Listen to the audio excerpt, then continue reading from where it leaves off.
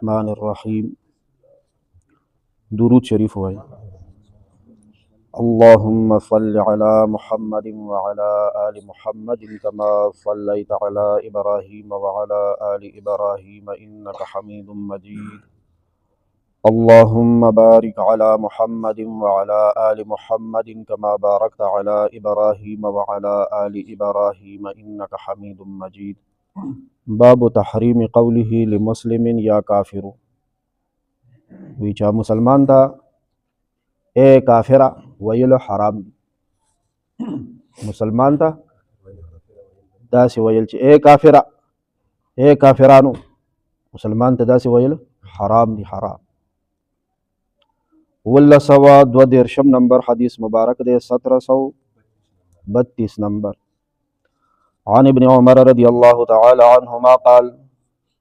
دا حدیث زمون ستاسو سردار سیدنا حضرت عبداللہ بن عمر رضی اللہ تعالی عنہما نا روایت دے. اللہ پاک دے راضی شي، اللہ پاک دے د خپل ځان نه راضی کی، اللہ پاک دے زما استاو د ټول امت د طرف نه بهترین بدلی ورکی.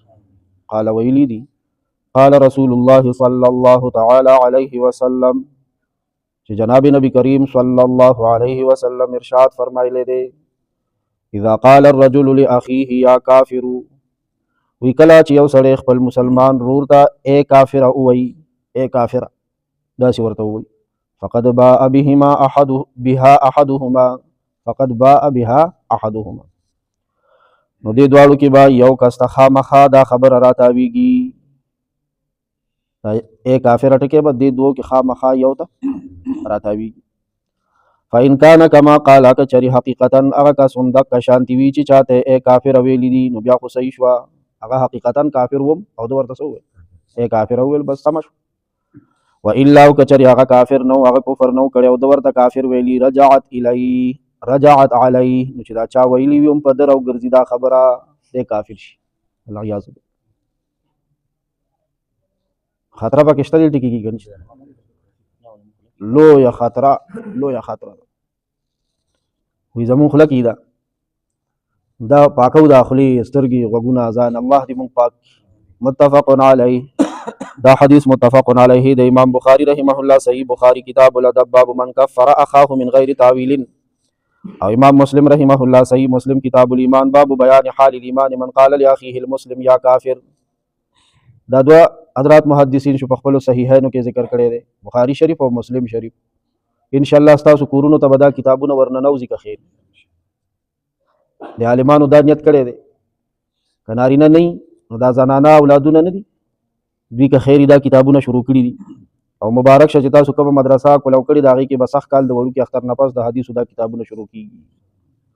په بامي خیلو محله کې به بخاري، ترمذي، ابو داود او مسلم شریف دا ویل کېږي ان شاء الله. خدا چې ویل شي. امام مالک رحمه الله دا حدیث په خپل موطا امام مالک کې ذکر کړی دی. امام احمد مسند احمد شریف کې په دویم جلد 4745 نمبر باندې دا حدیث راوړی دی. امام ابن حبان رحمه الله په 249 باندې، امام بهقی رحمه الله په لسم جلد 208 باندې. دا بزرگان دي د پیغمبر علیه السلام حدیثونه دي محفوظ کړي دي، او د حدیثونو د کتابونو او د هغې د مؤلفینو نامې هم تر غوږو شو. تاسو وایئ چې دا راته سوی د پیریانو جمع، دا بزرگان د هغې نومونه او د هغې د کتابونو چې کوم کې د نبي علیه السلام حدیثونه جمع کړي دي، د هغې دا نومونه زموږ غوږونو پردو سره ولګېدل. انشاءالله بې برکته به ني که خیري، برکت نه خالي نه دي.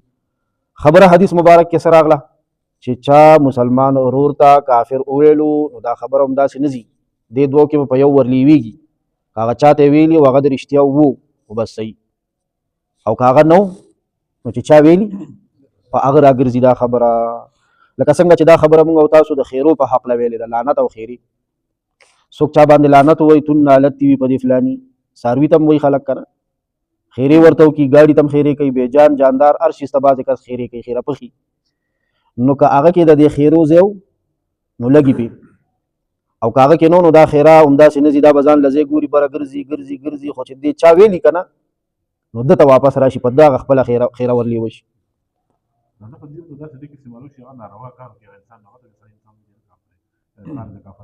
دا د آخرنۍ ټکی صحیح دی چې دا کار دی د کافرتوب وکړو او کافر ورته نشي ویلی، ظالم ورته ویلی شي چې ظلم وکړي. اوس د دې حدیث په تشریح او په شرح کې علماو فرمایلی دي چې څنګه وی د نیکو اعمالو په وجه یو کافر د مسلمان نشي ویلې. دا د دې خبرې دا اړخ تم پام وکړئ. یو کافر کار څومره نیک کارونه کوي کنه هغه ته مسلمان نشي ویل، چې ایمان یې نه راوړي، کلمه یې نه ویلي تر څو کنه د کفر په حال کې که حجونه مو کوي. ابو جهل څو حج کړي؟ 50. مسلمان ورته ویلی شي؟ نه. که صدقې مو کوي هغې به داسې صدقې کولي چې یو مېلمه به رالو که نه، که پهچان والا به وکړه همداسې مسافر به و نو پوره اوښ به یې ولا لالولو یو کس له. نو یو کس پوښ څه کوي؟ اخیانو داسې خیرباتیانو. خو ولې چې مسلمان شوی نه که نه نو د دې کار څومره اوچت نیک اعمالو کي که نه ورته مسلمان نشي ویلی. دغه شانتې یو مسلمان که هر څومره ناروا کارونه وکړي که نه ورته کافر نشي ویلی تر څو پورې چې واقعي د رښتیا کافر شوی نه. کار څومره ګناهونه وکړي، مونځ یې پرېښی دی، روژه خوري په جاره باندې، او لوټمار کوي، قتل کوي، نشې کوي، هر څومره جواری کوي، ګډ وډو کې اخته دی، خو کافر ورته ویلی نشي. نو اوس د حدیث ظاهر مفهوم غدا دی چې یو کس یو مسلمان ته کافر ویلو نو که حقیقت کې هغه کافر نه اوس دا ویونکی به کافر کیږي. حالانکه داسې ویلو سره سړی کافر کیږي نه. نو دې کې یو نقطه ده، باریکه نقطه ده، خیال کوئ. هغه باریکه نقطه دا ده چې یو مسلمان بل ته کافر وایي که نه او دا ویل حلال ګڼي چې مړه دې کې څه قباحت دی، دا خو ورته ویل څه دي مجایز دي، بد دا کافر دی. نو چې حلال ګڼي په دغه صورت کې دا ویونکی کافر کیږي.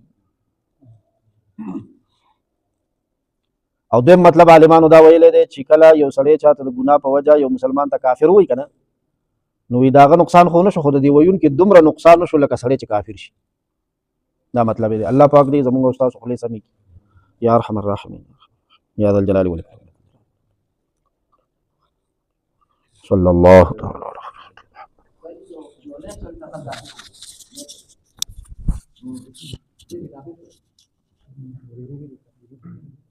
او کفر عمره ګناه وکړه او که حلال ګڼي یا ورته ویلی شي جایز دي، بیا د رښتیا کافر هغه مضبوط دي. کافران هم د ځان غم دې له سره به ایمان تازه کوي، ایمان به تازه کوي لکه چې چا داسې چاته وایي